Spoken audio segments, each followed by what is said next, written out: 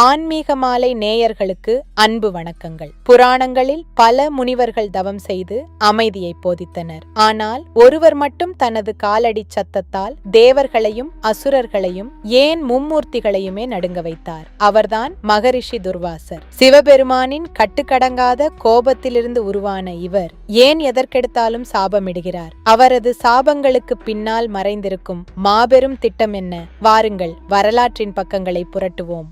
முனிவர் அத்ரி மற்றும் அன்னை அனுசூயா தம்பதியருக்கு மகனாக பிறந்தார் துர்வாசர். பிரம்மா, விஷ்ணு, சிவன் ஆகிய மூவருமே அனுசூயாவின் கற்பை மெச்சி அவர்களுக்கு மகனாக பிறந்தனர். அதில் சிவபெருமானின் அம்சமாக அவரது கோபத்தின் அதாவது ருத்ர அம்சமாக வடிவமாக பிறந்தவரே துர்வாசர். இதனால்தான் இயற்கையிலேயே இவருக்கு கோபம் மிக அதிகம். ஒருமுறை துர்வாசர் வான்வழியே பயணித்த போது வித்யாதரர்கள் அவருக்கு ஒரு தெய்வீக மலர் மாலையை வழங்கினர். அந்த மாலை சாதாரணமானதல்ல. அதன் மனம் 3 உலகங்களையும் மயக்கும் சக்தி கொண்டது. அப்போது தனது ஐராவதம் யானையின் மீது பவனி வந்த இந்திரனை சந்தித்த துர்வாசர் அந்த மாலையை அன்பளிப்பாக வழங்கினார். ஆனால் அதிகார போதையில் இருந்த இந்திரன் அதை தானாக பெற்றுக்கொள்ளாமல் தன் யானையின் தந்தத்தின் மீது அலட்சியமாக வைத்தார். அந்த மாலையின் மனத்தால் ஈர்க்கப்பட்ட வண்டுகள் யானையை தொந்தரவு செய்ய யானை மாலையை தும்பிக்கையால் எடுத்து காலடியில் போட்டு மிதித்தது. இதை கண்ட துர்வாசர் கடும் கோபம் கொண்டார். யாரால் வழங்கப்பட்டது என்று கூட பார்க்காமல் தெய்வீக மாலையை அவமதித்த உனது செல்வங்கள் அனைத்தும் உன்னை விட்டு விலகட்டும் என சாபமிட்டார். இதன் காரணமாகவே லட்சுமி தேவி தேவர்களிடமிருந்து விலகி பார்க்கடலில் மறைந்தார். தேவர்கள் பலமிழந்தனர். அதன் பிறகு இழந்த செல்வத்தை மீட்கவே அசுரர்களுடன் இணைந்து தேவர்கள் சமுத்திர மந்தனம் செய்ய வேண்டி வந்தது. துர்வாசரின் கோபத்திற்கு ஈடு கொடுக்க முடியாமல் மகாவிஷ்ணுவே தலையிட வேண்டியிருந்தது. அம்பரீஷன் என்ற மன்னன் விஷ்ணுவின் தீவிர பக்தன். அவன் ஏகாதசி விரதத்தை மிக கடுமையாக கடைபிடித்து வந்தான். விரதம் முடிந்து பாரணை செய்ய வேண்டிய நேரத்தில் துர்வாசர் அங்கு வந்தார்.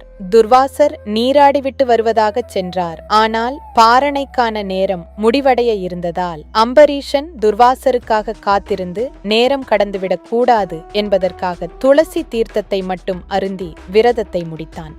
திரும்பி வந்த துர்வாசர் தனக்கு முன்னால் மன்னன் விரதத்தை முடித்ததை அவமரியாதையாக கருதினார். கோபத்தில் தனது ஜடாமுடியிலிருந்து ஒரு பூதத்தை உருவாக்கி அம்பரீஷனை கொல்ல ஏவினார். அம்பரீஷன் அசையாமல் விஷ்ணுவை வேண்டினான். அப்போது விஷ்ணுவின் சுதர்சன சக்கரம் தோன்றி பூதத்தை அழித்துவிட்டு துர்வாசரை துரத்தத் தொடங்கியது.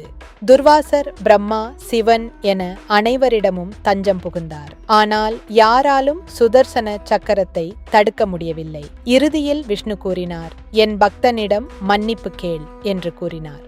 துர்வாசர் அம்பரீஷனிடம் மன்னிப்பு கேட்ட பின்னரே சக்கரம் அமைதியானது. துர்வாசரின் கோபம் ஒரு பக்தனின் பக்தியால் அடக்கப்பட்டது இங்கேதான். மகாபாரத போருக்கு முன்பு பாண்டவர்கள் வனவாசத்தில் இருந்தபோது அவர்களை சாபத்திற்கு உள்ளாக்க துரியோதனன் ஒரு திட்டம் தீட்டினான். துர்வாசர் பசியோடு இருக்கும்போது அவருக்கு பணிவிடை செய்து அவரை மகிழ்வித்தான் துரியோதனன். துர்வாசர் வரம் கேட்கச் சொன்ன போது துரியோதனன், முனிவரே, நீங்கள் உங்கள் சீடர்களுடன் பாண்டவர்களிடம் சென்று உணவு அருந்த வேண்டும். ஆனால் அவர்கள் சாப்பிட்டு முடித்த பிறகு செல்லுங்கள் என்றான்.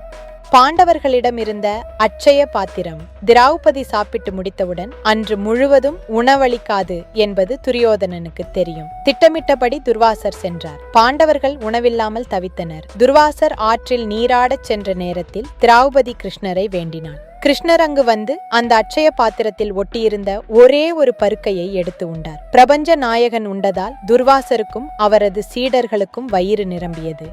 ஒரு துளி கூட சாப்பிட முடியாத நிலை ஏற்பட்டது. சாபத்திற்கு பயந்து துர்வாசர் அங்கிருந்து மறைந்தார். துர்வாசர் ஒருவரை சோதிப்பதற்காகவே வருவார். அவரிடம் பொறுமையை கடைபிடிப்பவர்களுக்கு பெரும் வரமும் அகங்காரத்தை காட்டுபவர்களுக்கு அழிவும் கிடைக்கும்.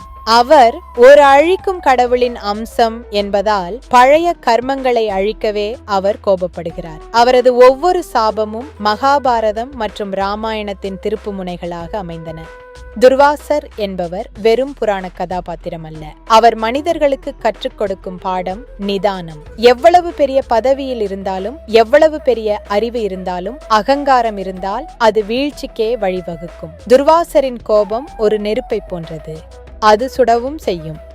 அதே சமயம் இருளை நீக்கி ஒளியையும் தரும்.